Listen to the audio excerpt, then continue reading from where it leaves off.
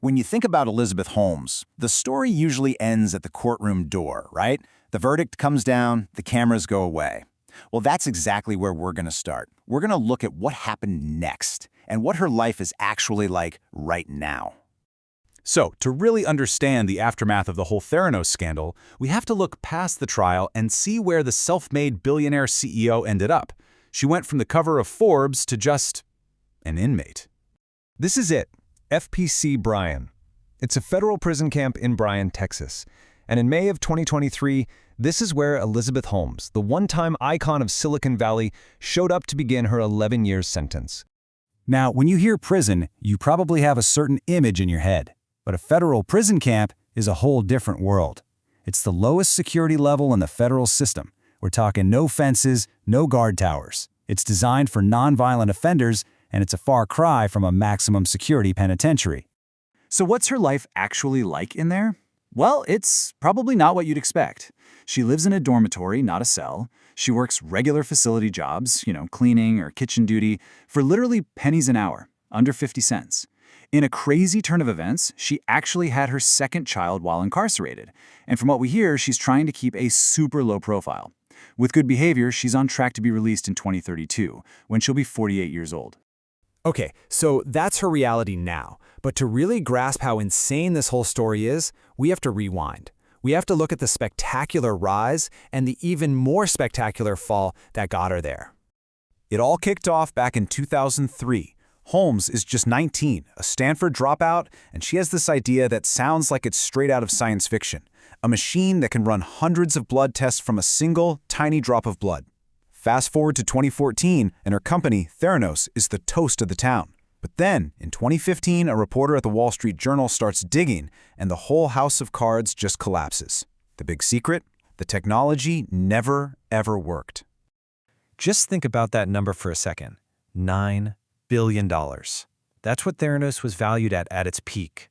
This wasn't just a number on a spreadsheet. It was a symbol of how much power and belief she commanded from some of the smartest, richest people on the planet.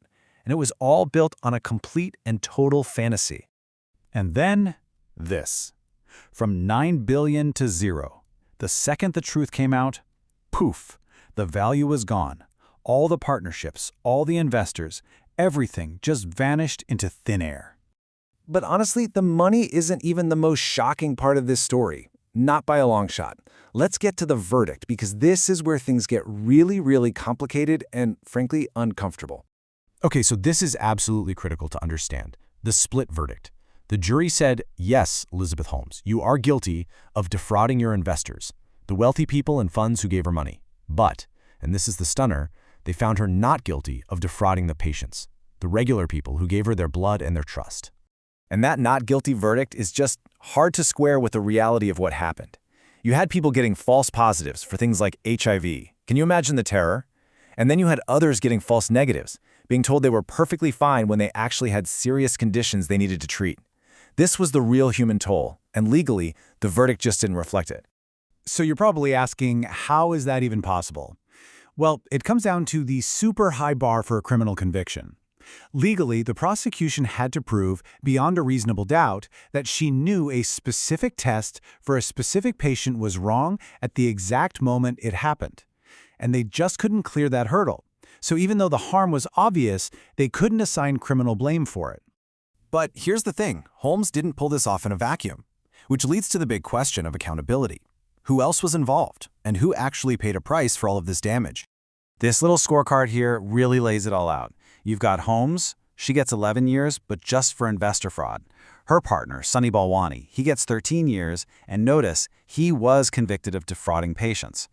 But then you look over at the board of directors, nothing, no charges. And then you have the hero of the story, the whistleblower, Tyler Schultz. And what did he get for telling the truth? A bunch of legal threats. Yeah, let's just park on this for a second. This board was a who's who of powerful people. We're talking former secretaries of state, famous generals, major business leaders. Their names gave Theranos this air of legitimacy that was absolutely essential for the scam to work.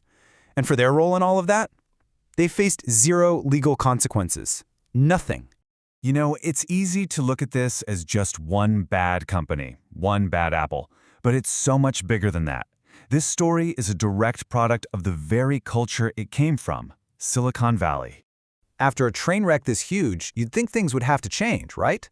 I mean, the big question is, did the system actually learn anything from this? And the tough answer seems to be, not really, not in a fundamental way. The Silicon Valley playbook that allowed Theranos to happen is still very much in effect. You've got this whole fake it till you make it mantra, this worship of visionary founders, and this belief that if your vision is bold enough, reality will eventually catch up. It's a culture that rewards confidence way more than it rewards careful due diligence. And that's the key, isn't it? The pattern just keeps repeating because the basic incentives are still the same. I mean, think about it. While Holmes was on trial, we were all watching the implosion of FTX. The names change, the industries change, but the underlying system that encourages this kind of behavior, it hasn't gone anywhere. So all of this brings us to a pretty chilling final thought. Elizabeth Holmes is just one person, sitting in a Texas prison camp. But she's really just a symptom of a much, much bigger story. Think about it. The patients who were really hurt were told legally there was no crime against them. The powerful people who enabled her just walked away. And that culture, the one that built her up and cheered her on, it's out there right now looking for its next big star. The story of Elizabeth Holmes didn't end with a prison sentence. It never really ends at all.